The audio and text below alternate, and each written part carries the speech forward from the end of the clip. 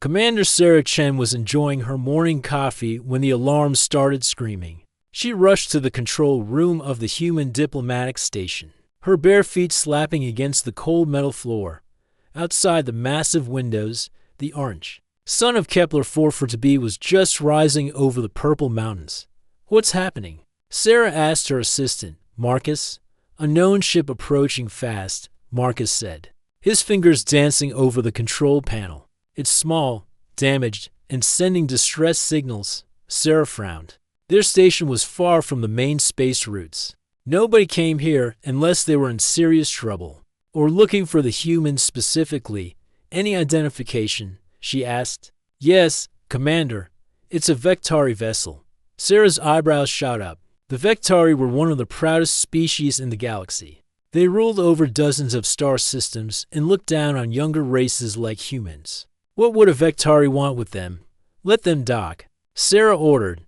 "But keep our shields up." 20 minutes later, Sarah stood in the docking bay, wearing her best diplomatic uniform. The Vectari ship was beautiful even in its damaged state.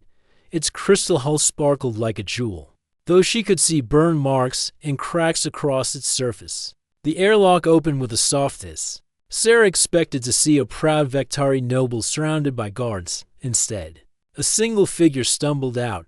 It was a Vectari woman, but unlike any Sarah had ever seen. Her skin, which should have been bright blue and shimmering, was dull and gray. Her ceremonial robes were torn and dirty. Most shocking of all, her head crest, the crown-like bone structure that showed a Vectari's status, was broken. The woman took 3 shaky steps forward, looked directly at Sarah, and collapsed to her knees. "Please," the Vectari woman said, in heavily accented English, "I beg you, marry me, human, or I have nothing left." Sarah's mouth dropped open. In all her years as a diplomat, she had never heard anything so strange. A Vectari begging a human for marriage. It was impossible. What?" Sarah managed to say. The woman pressed her forehead to the cold floor. "My name is Zerathiel of the House of Silver Stars. I was wife to Lord Commander Velter. He is dead. By Vectari law, I have lost everything. My children, my lands, my very name. Unless I marry again before the cycle ends, I will be cast out to die." Sarah knelt down beside the woman. "Please, get up. You don't need to bow to me." Zerathiel looked up with surprise. Her eyes were like purple gems, but they were filled with tears. "You do not understand, human. I am nothing now, less than nothing, a widow without value." "That's not true," Sarah said firmly. "Everyone has value. Stand up, please." Slowly, Zerathiel rose to her feet. She was tall, even for a Vectari, and despite her current state, Sarah could see she had once been very important. "Why come to me?" Sarah asked. "Why a human?" Zerathiel's laugh was bitter. "Because your kind does not follow our laws. Because you are considered so low that even marriage to a human might preserve my legal status. Because I have nowhere else to go." The words stung, but Sarah understood. The Vectari had always treated humans like children playing at civilization. But now, one of them needed help. "Tell me everything," Sarah said, "from the beginning." They walked to Sarah's office, a comfortable room with earth plants and soft furniture. Zerathiel sat stiffly, not used to such casual surroundings. "I was an engineer," Zerathiel began. "I designed the atmospheric processors that made dead worlds breathable. My husband commanded the defense fleets that protected our outer colonies." "That sounds very important," Sarah said. "It was. We had 3 children, beautiful estates on 4 different worlds, and respect throughout the Empire." Zerathiel's voice grew quiet. Then came the raiders. She explained how pirates had attacked one of their colony worlds. Her husband had led the defense personally, as was his duty. The battle was fierce, but they had won. The colony was saved, but Velter was injured in the fighting. Zerathiel continued. "A plasma bolt hit his ship. He died 3 days later. From his wounds, Sarah felt genuine sadness for this woman's loss. "I'm sorry. He sounds like he was a hero." Zerathiel nodded. "He was. But heroes' widows still fall under the old laws. The moment he died, Everything became the property of his male relatives. His brother arrived within hours to claim it all. Even your children, even them, in Vektari law, children belong to the father's bloodline. The mother is just a caretaker. Zerthil's hands clenched into fists. They took my babies and told me I had one solar cycle to find a new husband or face exile to the dead moons. Sarah was horrified. That's terrible. Surely there are Vektari men who would marry you. I tried. But I am now marked as unlucky. My first husband died, so others fear the same fate, and she hesitated. I may have made enemies. What kind of enemies? My engineering work threatens certain business interests. Making dead worlds livable reduces the value of existing colonies. Some powerful families lost money because of my innovations. Sarah began to understand. This wasn't just about ancient laws. There were people who wanted Zerthil gone. So you came to humans, Sarah said. I researched your marriage customs. They are strange to us. You choose partners based on affection. Rather than political advantage, your marriages are partnerships, not property transfers. And according to galactic law, if I marry a human under human customs, I might retain some legal protection. Sarah leaned back in her chair. But why me specifically? You are the ranking human diplomat in this sector. Your marriage would carry the most legal weight. Zerthil straightened her shoulders, trying to find her old pride. I can offer you much in return. My knowledge of terraforming is valuable. I have connections throughout the Vektari Empire, and I ask only for the legal protection, not the other aspects of marriage. Sarah studied the woman before her. Zerthil was clearly desperate, but there was strength underneath the desperation. She had crossed half the galaxy to find a solution to her impossible situation. This is a lot to take in, Sarah said. I need time to think and to research the legal implications.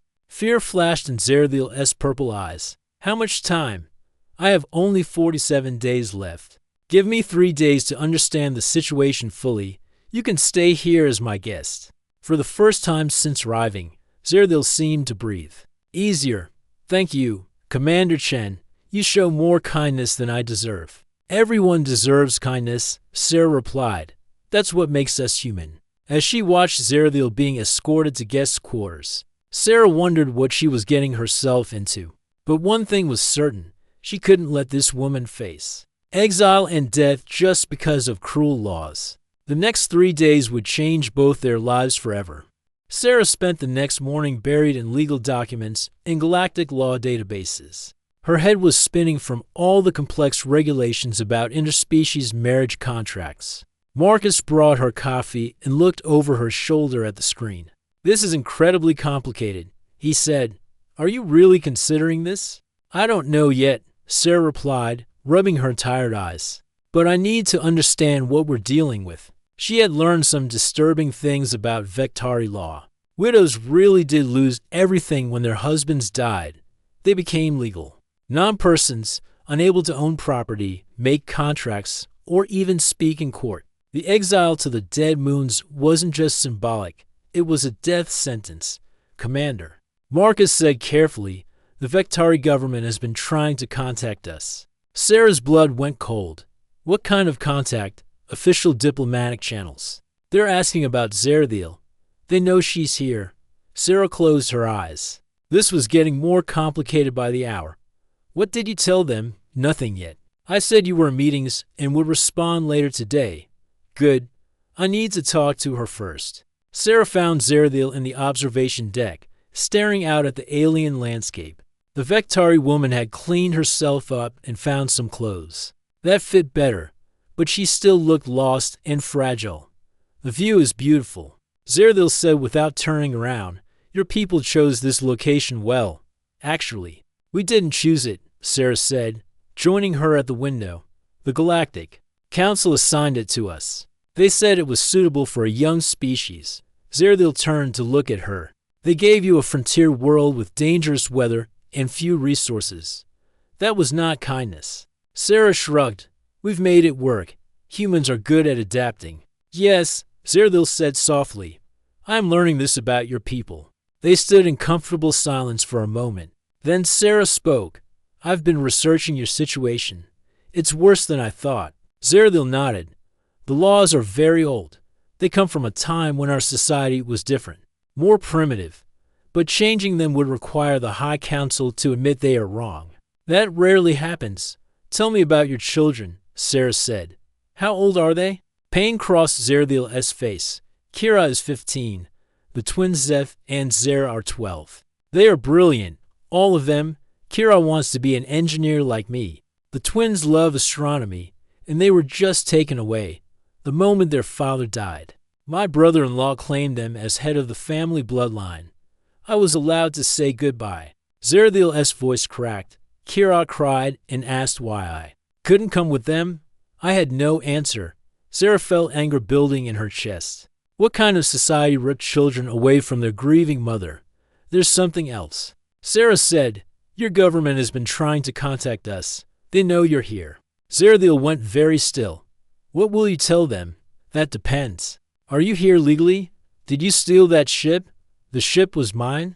A personal craft my husband gave me for my birthday. But, she hesitated, I may have left without proper travel documents in my grief. I forgot to request permission from my new guardian, your guardian, my brother-in-law, until I marry again. He has legal authority over me, including where I can go and what I can do. Sarah stared at her. You're telling me that as a grown woman, an accomplished engineer, you need permission to travel? Yes. I am now considered mentally and emotionally unstable due to my widowhood. The law assumes I cannot make good decisions. Sarah had heard. Enough. She turned and started walking toward her office. Come with me. We need to make some calls. Where are we going? To talk to some people who understand galactic law better than I do. In her office, Sarah activated the long-range communication system. Soon, a holographic image of an elderly human man appeared above her desk. Professor Williams. Sarah said, Thank you for taking my call. Professor Williams was expert in interspecies law at Earth University. He had gray hair and kind eyes behind thick glasses. Commander Chen, always a pleasure. How can I help you? Sarah explained the situation quickly. Professor Williams listened carefully, occasionally asking questions. Zeradil sat quietly, amazed that humans would consult experts before making important decisions. Fascinating case, the professor said when Sarah finished. The legal precedent would be significant. If a human marriage could protect a Vectari widow, it might encourage law reform throughout their empire. So it's possible, Sarah asked. Possible. Yes, but complicated. The Vectari would challenge it in every court in the galaxy. You need perfect documentation and ironclad legal arguments. What about the personal costs? Sarah asked. What would this mean for me? Professor Williams looked thoughtful. Under human law, you'd be married but could maintain separate lives if both parties agreed.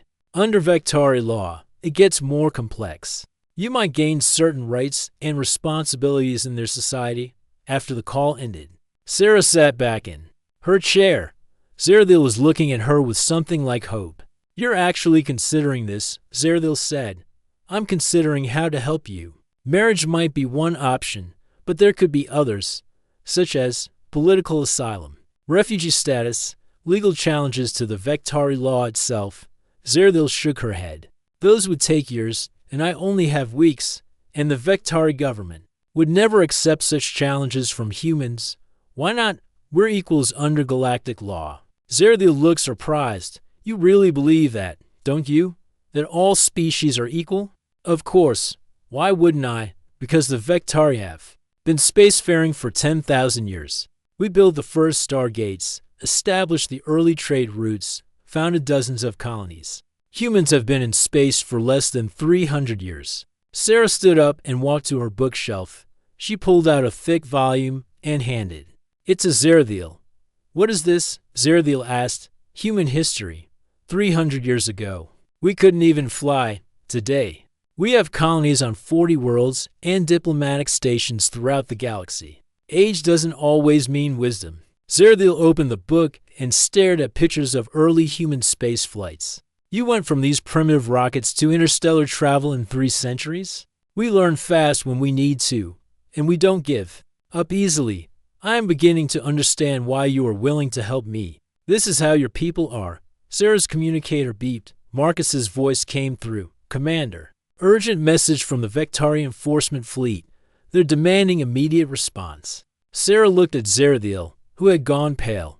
What? Will you tell them? Zerathiel whispered. Sarah walked to her desk and activated the communication system. A stern-faced Vectari male appeared on the screen.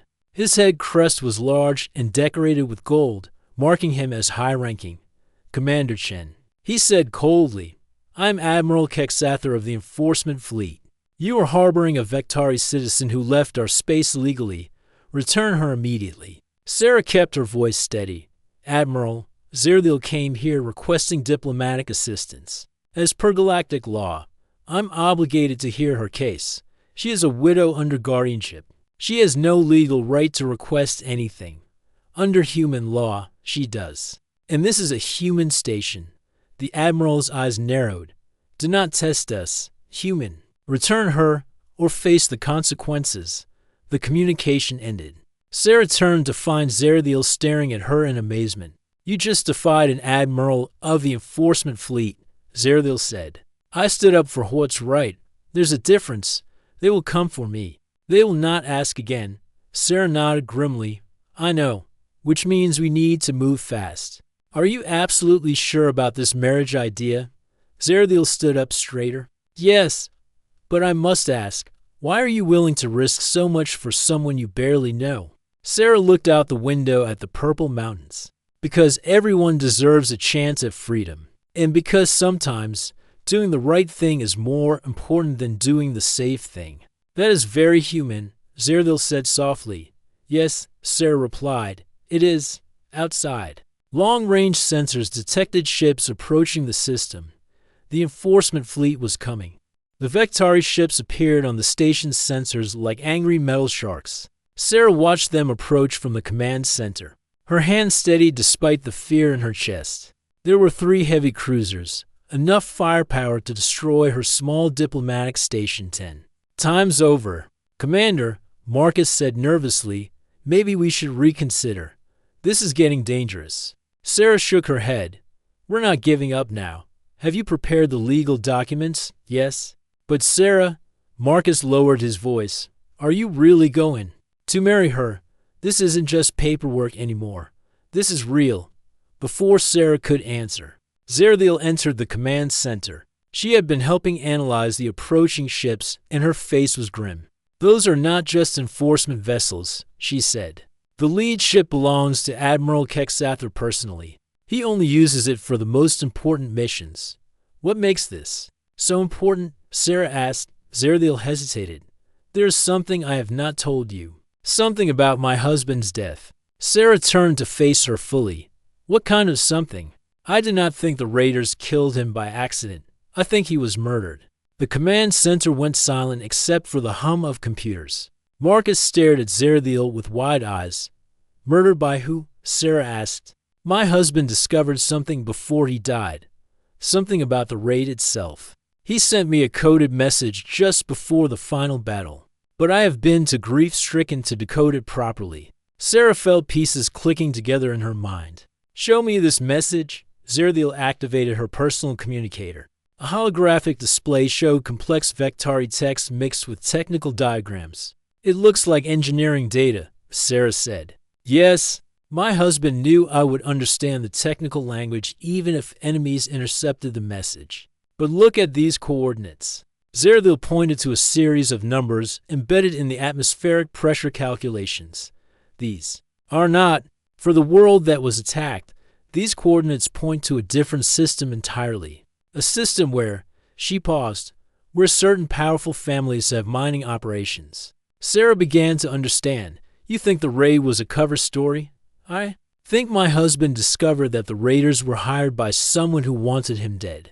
Someone who could benefit from his death and my exile. But who would benefit? Zerathiel walked to the window and looked out at the approaching ships. My engineering work made many dead worlds livable. This threatened the value of existing colonies. Some families lost billions of credits because of my atmospheric processors. Enough to hire raiders and arrange a murder, more than enough. And with me exiled as a penniless widow, my work would be forgotten. The patents would revert to the state, where they could be buried forever. Sarah felt anger rising in her chest. They killed your husband and took your children just to stop your scientific work. Welcome to Vektari politics, Zerdil said bitterly. An alarm sounded. The Vektari ships had arrived and were demanding immediate communication. What do we do? Marcus asked. Sarah looked at Zerdil, then at the approaching ships, then at the legal documents on her desk. An idea was forming in her mind. We're going to buy time, she said, and we're going to find proof of what really happened. How? By giving them exactly what they think they want. Sarah picked up the marriage documents. Zerdil, are you ready to become my wife? Zerdil's purple eyes widened. Now, here, right now. Marcus, activate the emergency diplomatic protocols. I'm performing an interspecies marriage under human law. Sarah, this is crazy, Marcus protested. Crazy enough to work. The moment we're married. Zerdil gains diplomatic protection as the spouse of a human commander. They can't just take her without causing a major incident. Zerdil stepped forward. You would do this, knowing it will make you enemies throughout the Vektari Empire? I've had worse enemies, Sarah said with a smile. Besides, we're not just protecting you. We're going to prove your husband was murdered and expose whoever ordered it. The communication system crackled to life. Admiral Kexather's angry face filled the screen. Commander Chen, you have 5 minutes to surrender the widow or we will board your station by force. Sarah straightened her uniform and looked directly at the camera. Admiral, I have an announcement to make. As of this moment, Zerdil is no longer a widow. She is now legally married to me under human diplomatic law. The Admiral's face turned dark purple with rage. This is not possible. The marriage is invalid. According to Galactic Law Section 247.3, marriages performed by diplomatic commanders are legally binding across all species.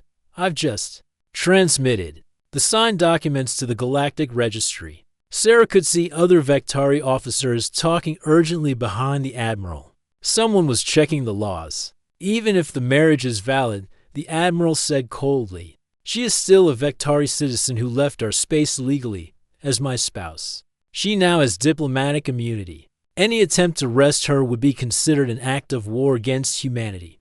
The Admiral's eyes narrowed. You are making a dangerous enemy, human. I'm protecting an innocent person from injustice. If that makes me your enemy, so be it. The communication ended. Sarah turned to find Zerdil staring at her in amazement. You really did it, Zerdil whispered. You married me to save my life. Don't get too excited yet, Sarah said.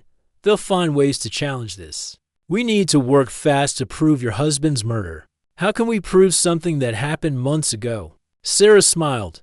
Because you're an engineer, and engineers leave evidence in their work.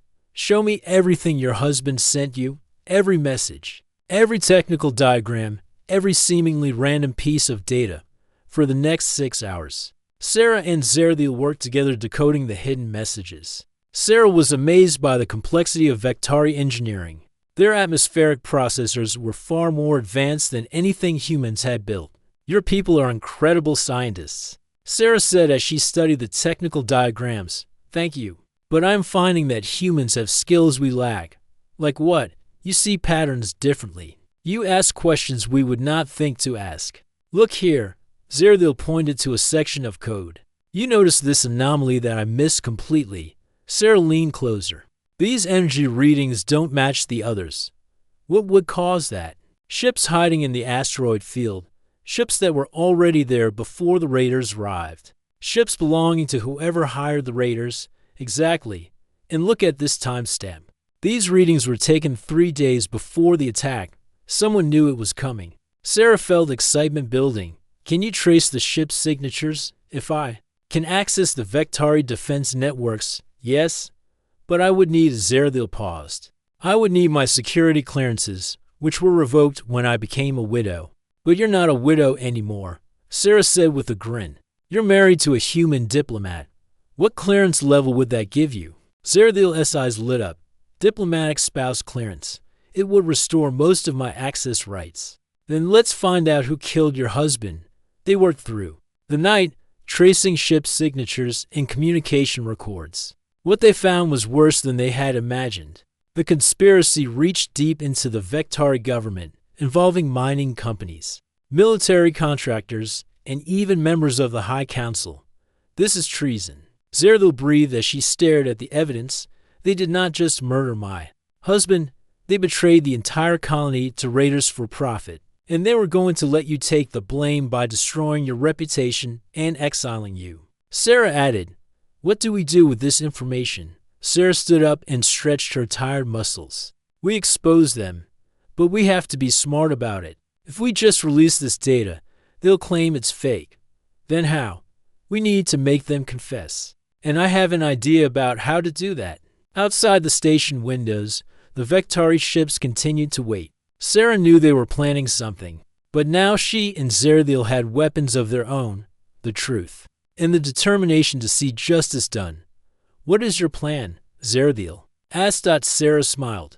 "We're going to use your wedding as bait." "I do not understand." "Simple. We announce a big ceremony, invite representatives from all the major Vectari houses, and make it a diplomatic event. The conspirators will have to attend to maintain appearances. And then we spring our trap in front of witnesses from across the galaxy. We present the evidence and watch them try to explain their way out of treason and murder." Zerdil stared at her new wife with growing admiration. "You are either very brave or very foolish. With humans," Sarah said, "it's usually both." Outside, the Vectari ships began moving into attack formation. The real battle was about to begin. The wedding preparations began at dawn. Sarah had never planned a diplomatic event so quickly, but she had help from an unexpected source, other human colonies throughout the sector. When word spread that a human commander was marrying a Vectari widow to save her life, support poured in from everywhere. "Commander, we have 17 ships requesting permission to attend," Marcus reported, "including 3 from Earth itself." Sarah smiled as she adjusted her ceremonial uniform. "The more witnesses, the better." "What about the Vectari?" "That's the interesting part. 43 Vectari noble houses have requested invitations. They claim it's diplomatic courtesy. But they want to see if we're really serious about this." Sarah finished. "Perfect. Are the conspirators coming?"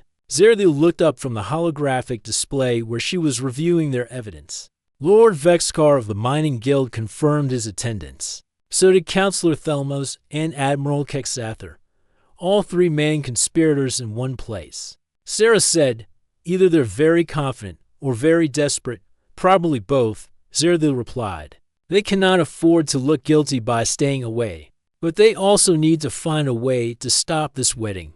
Sarah walked over to the window. The space around their station was now filled with ships from dozens of different species. Human vessels with their practical designs floated next to elegant Vectari cruisers. There were even some Andromedian traders and Centauri diplomats. "I've never seen so many ships in one place," Marcus said nervously. "What if fighting breaks out?" "It won't," Sarah said confidently. "Nobody wants to start a war at a wedding.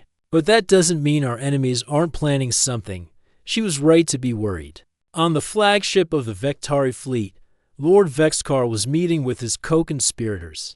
"This wedding cannot be allowed to proceed," Vexcar said, his golden head crest gleaming in the ship's lights. "If that widow gains permanent protection, she might eventually decode all of her husband's research." Councillor Thelmos nodded agreement. "The human commander is more dangerous than we expected. She has outmaneuvered us at every turn, Admiral." Kexather slammed his fist on the table. "Then we stop playing games. I have enough ships here to destroy that station and everyone on it." "And start a war with humanity?" Vexcar asked coldly. "The other species would never forgive such an action. We would be cast out of the Galactic Council." "Then what do you suggest?" Vexcar smiled cruelly. "We let the wedding proceed, but we make sure it does not last long." Back on the station, Sarah was getting ready for the ceremony. She had chosen to wear her best diplomatic uniform rather than a traditional wedding dress. This was as much a political statement as a marriage. Zerdil entered wearing robes that combined human and Vectari styles. She looked nervous but determined. "Are you ready for this?" Sarah asked. As ready as I can be for the strangest day of my life, Zerdil replied. Sarah, I must ask you something. After today, when the truth comes out, you will not need to stay married to me. You could have the marriage dissolved. Sarah looked at her carefully. Is that what you want? I want what is best for you. You have already sacrificed so much. To help me, let's get through today first, Sarah said. Then we can talk about what comes next. The ceremony was held in the station's main docking bay, which had been decorated with flowers from 12 different worlds. Representatives from 50 species filled the makeshift seats, while news crews recorded everything for broadcast across the galaxy. Sarah and Zerdil stood together at the altar, with Captain Rodriguez from the Earth Fleet performing the ceremony. The traditional human vows had been modified to include Vectari elements, creating something entirely new. Do you, Sarah Chen, take Zerdil as your partner in all things, to stand together against any challenge, to support each other's dreams, and to build a future based on mutual respect and understanding? I do, Sarah said clearly, her voice carrying to every corner of the bay. Do you? Zerdil of the House of Silver Stars, take Sarah Chen as your partner in all things, to stand together against any challenge, to support each other's dreams, and to build a future based on mutual respect and understanding? Zerdil looked directly into Sarah's eyes. I do, she said, and for the first time in months, she sounded truly happy. Then by the authority given to me by the Earth Colonial Government and recognized by the Galactic Council, I pronounce you married. You may kiss if you wish. Sarah and Zerdil shared a gentle kiss, and the crowd erupted in applause. But their celebration was cut short by a commotion near the entrance. Admiral Kexather was pushing through the crowd, followed by armed guards. Stop the ceremony, he shouted. I have evidence that this marriage is illegal. Sarah stepped forward. Calmly, Admiral, the ceremony is complete. We are legally married under galactic law. Not if the bride is a criminal, Kexather said with a cruel smile. I have proof that Zerdil committed treason against the Vectari Empire. He activated a holographic projector that showed official-looking documents. These records show that she sold classified atmospheric processing technology to enemies of the state. The penalty for such crimes is death. Gasps echoed through the crowd. Sarah felt her heart sink. The conspirators had been busy preparing false evidence. But Zerdil stepped forward. No longer the broken widow who had arrived days earlier. Admiral Kexather, I'm grateful you brought up the subject of treason. She activated her own holographic display. Because I have evidence of real treason committed by you and your allies. The display showed the ship tracking data they had decoded, along with communication records and financial transactions. The evidence was overwhelming and undeniable. This data proves that you, Lord Vexkar, and Councillor Thelmos conspired with raiders to attack our colony. You arranged my husband's murder to steal my technology and destroy my reputation. The crowd was stunned into silence. Lord Vexkar jumped to his feet. These are lies, fabricated data. Are they? Sarah asked, stepping beside her wife. Then explain why your personal ship was detected in the asteroid field 3 days before the raid. Explain these financial transfers to known pirate groups. Explain why you were so eager to see Zerdil's patents the moment her husband died. Councillor Thelmos tried to leave, but human security officers blocked his path. Admiral Kexather reached for his weapon, but found himself surrounded by armed guards from multiple species. You have no authority here, Kexather shouted. Captain. Rodriguez stepped forward. Actually, they do. This station is under joint galactic protection during this diplomatic event. Any crimes committed here fall under universal jurisdiction. Sarah activated the station's communication system. Ladies and gentlemen, what you have witnessed today is the exposure of a conspiracy that reaches the highest levels of Vectari government. These individuals arranged the death of a hero and the exile of an innocent woman. To protect their legal profits, she looked directly at the news cameras. This is why the marriage you just witnessed was necessary. Not just to save one life, but to expose corruption that threatened the security of multiple star systems. Zerdil stepped forward to address the Vectari representatives in the crowd. My fellow citizens, this is what your ancient laws have created. A system where widows can be destroyed to hide the crimes of the powerful, where children can be stolen from their mothers. To silence the truth, her voice grew stronger as she spoke. I was once proud of our empires. Traditions. But traditions that enable murder and corruption are not worth preserving. It is time for change. Several Vectari nobles stood and began applauding. Others joined them. Until most of the Vectari section was on their feet, Lord Vexcar made one last desperate attempt. Even if these accusations are true, the widow is still guilty of leaving Vectari's space without permission. Sarah smiled. No, Lord Vexcar. Zerathiel is not a widow anymore. She is my wife, a diplomatic spouse with full legal protection, and as my wife, she has every right to speak the truth about injustice. Security officers moved into rest. The conspirators, Admiral Kexather struggled against his restraints. This is not over. The Empire will not stand for this humiliation. The Empire, called out a new voice, stands for justice. Everyone turned to see an elderly Vectari woman entering the bay. Her head crest was massive and ornate, marking her as someone of the highest rank. The crowd immediately fell silent. Zerathiel's eyes went wide. High Counselor Yalade, she whispered. The High Counselor walked slowly to the center of the bay. I have been monitoring this situation from the beginning. What I have seen today fills me with both shame and hope. She looked at the arrested conspirators with disgust. Shame that members of our government would commit such heinous crimes, but hope that there are still those willing to fight for what is right. The High Counselor turned to Sarah and Zerathiel. Your marriage may have begun as a legal necessity, but it has become something far more important, a symbol of what cooperation between species can achieve. She addressed the crowd. Let it be known throughout the galaxy that the Vectari Empire recognizes this marriage and all its legal protections. Furthermore, we hereby pardon any minor violations of law that may have occurred during Zerathiel's journey to seek justice. 1 year later, Sarah stood on the observation deck of New Haven Colony, watching ships arrive from across the galaxy. Today marked the first anniversary of her marriage to Zerathiel, but it was also something much bigger, the opening of the first interspecies colony built on principles of equality and chosen family. The Intermediate delegation just docked. Marcus called from behind her. He was now the colony's communication director and seemed much happier than he had been on the old diplomatic station. How many species are we up to now? Sarah asked.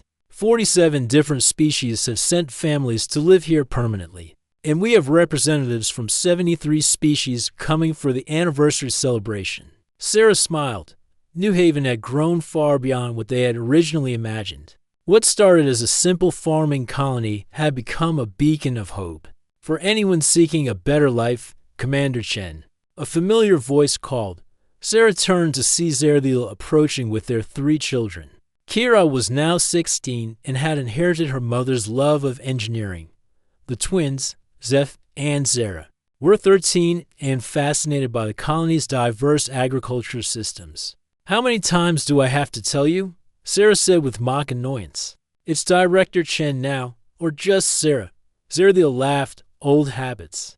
Are you ready for the ceremony? As ready as I'll ever be for a party with 10,000 guests? The anniversary celebration was being held in the colony's central plaza, a beautiful space surrounded by buildings that reflected architectural styles from dozens of worlds. Human practicality mixed with Vectari elegance, Centauri flowing curves blended with Andromedian geometric precision. As they walked toward the plaza, Sarah reflected on how much had changed. The conspiracy trials had lasted 6 months and resulted in major reforms. Throughout the Vectari Empire, the corrupt officials were imprisoned, and new laws protected the rights of widows and children. High Counselor Yalade had been elected as the first female supreme leader of the Vectari Empire. Mother, Kira said as they walked, the atmospheric processor design is working perfectly. The new farming districts should be ready next month. Excellent, Zerathiel replied. What about the water recycling systems? The Centauri engineers say they're 90% more efficient than standard designs. Combining human adaptability with Vectari precision really works. Sarah felt proud listening to them. Zerdiel had thrown herself into making New Haven a success, designing revolutionary life support systems that made the harsh world comfortable for dozens of different species. Her work was being copied on colonies throughout the galaxy. Sarah, a voice called from the crowd. Professor Williams approached, looking much younger than he had a year ago. Retirement on New Haven seemed to agree with him. Professor, how are the legal studies progressing? Sarah asked. Wonderfully. We now have the most comprehensive interspecies law library in the galaxy. And the university applications keep coming. Apparently, studying law in a place where it's actually practiced fairly is quite appealing. New Haven University had become famous throughout known space. Young people from every species came to study there, learning not just from books, but from living in a truly integrated society. The main ceremony is about to begin, Zerdiel said. Are you ready? Sarah nodded, and they walked onto the stage that had been erected in the center of the plaza. Looking out at the crowd, Sarah saw faces from every corner of the galaxy. Humans sat next to Vectari families. Andromedian traders shared food with Centauri diplomats. Children of a dozen different species played together in the spaces between the seated adults. Sarah stepped up to the podium. Friends, neighbors, fellow citizens of the galaxy, she began. 1 year ago, what happened here was supposed to be just a legal ceremony, a desperate solution to an impossible problem. The crowd listened intently. In the front row, Sarah could see Admiral Kexather's replacement, Admiral Velmaya, a progressive young Vectari who had become one of their strongest supporters. But something wonderful happened instead. We discovered that when different species work together as equals, we can accomplish things none of us could achieve alone. Applause rippled through the crowd. Sarah gestured to Zerdiel to join her at the podium. My wife and I want to thank all of you for making New Haven more than we ever dreamed possible. But today isn't just about celebrating what we've built. It's about announcing what we're going to build next. Zerdiel stepped forward. Sarah and I are proud to announce the New Haven Initiative. Over the next 5 years, we will help establish 10 more colonies like this one throughout the galaxy. The crowd erupted in cheers. Sarah waited for them to quiet down before continuing. These won't be human colonies, or Vectari colonies, or colonies belonging to any single species. They'll be galactic colonies, where anyone who believes in equality and cooperation can build a new life. The old ways of thinking about species superiority and ancient traditions that harm innocent people, those ways are ending, Zerdiel added. We're creating something better. After the speeches, the celebration continued with music, dancing, and food from countless worlds. Sarah and Zerdiel found themselves standing together under the stars, watching their children play with friends from a dozen different species. Do you ever regret it? Zerdiel asked quietly. Marrying me, your life was much simpler before. Sarah took her wife's hand. Simple isn't always better. Besides, I love our complicated life, even though I'm still learning human customs. I made the twins call you stepmother for 3 months before Kira explained that wasn't necessary. Why? Sarah laughed. I like being called stepmother. It made me feel like I was part of the fairy tale. What about now? What does this feel like now? Sarah looked around at the celebration, at the children playing, at the representatives from dozens of species working together to build something better. It feels like home, she said simply. Zerdiel squeezed her hand. I have something to tell you. Something I should have said months ago. What? I don't need this marriage for legal protection anymore. The new laws, my position here at the colony, my status as a galactic citizen, I'm completely safe now. Sarah felt a flutter of worry. And I want you to know that I stay married to you because I choose to. Not because I have to, but because I want to. Because I love you. Sarah felt tears in her eyes. I love you too. More than I thought possible when this all started. So we're doing this for real? Not just for legal protection or political statements. We're doing this because we're partners. In everything. For as long as you'll have me. Zerdiel smiled. That might be a very long time. Vectari lived for over 100 years. Good thing humans are adaptable, Sarah replied, pulling her wife closer. As they watched their children play under alien stars, surrounded by friends from across the galaxy, Sarah thought about how much had changed since that desperate day when a broken widow fell to her knees in a docking bay. That woman was gone, replaced by someone strong and confident and loved. The desperate legal arrangement had become a real marriage, built on mutual respect and shared dreams. The small diplomatic station had become a thriving colony. That was changing how species thought about cooperation. Sarah, Zerdil said softly, do you think our story will inspire others? I think it already has. Look around. Half the families here came because they heard about what we built together. No, Zerdil corrected. What we built together. Humans and Vectari and everyone else. None of us could have done this alone. Sarah nodded. That was the real lesson of their story. Not that one species was better than another, but that all species were stronger when they worked together as equals. A shooting star streaked across the sky above them, and in the plaza below, someone from the Centauri delegation began singing a traditional song about new beginnings. Soon, voices from dozens of species joined in, each adding their own cultural melody to create something entirely new and beautiful. Make a wish, Sarah whispered to her wife. Zerdil closed her eyes briefly, then smiled. I wish for more years like this one, more challenges we can face together, more problems we can solve by refusing to give up on each other. That's a very human wish. Sarah said, I'm learning to be human, Zerdil replied. Just like you're learning to be Vectari, we're becoming something new together. As the celebration continued around them, Sarah realized that their story wasn't really ending. It was just beginning. New Haven was proof that when different species worked together with respect and determination, they could overcome any challenge and build something beautiful. The desperate widow who had fallen to her knees a year ago was gone.